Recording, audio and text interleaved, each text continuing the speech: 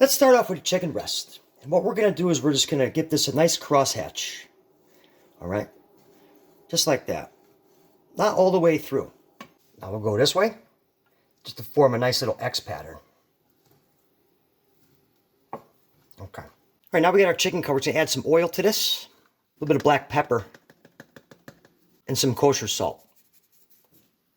What we're going to do is we're just going to massage, work everything right in here. Okay. All right, now we're going to take some flour. We're going to season this with some black pepper, a little bit of kosher salt. Okay, and just kind of work that in there. To this, we're going to add our chicken and get it all nice and coated. Real nice.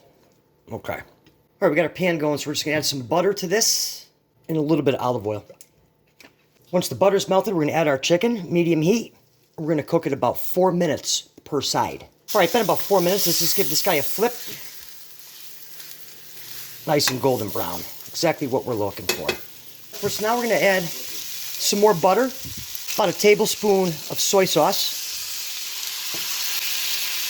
some honey, 3-4 tablespoons. I'm just going to work this all in here.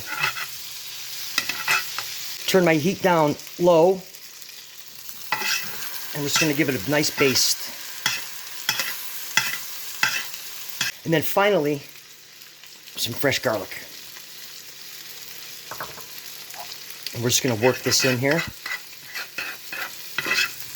Another quick baste. Burner off. Okay, so we got this plated up here. Now I'd just like to take a little pan sauce, add a little more pan sauce right on there, and then finish it up with some green onions.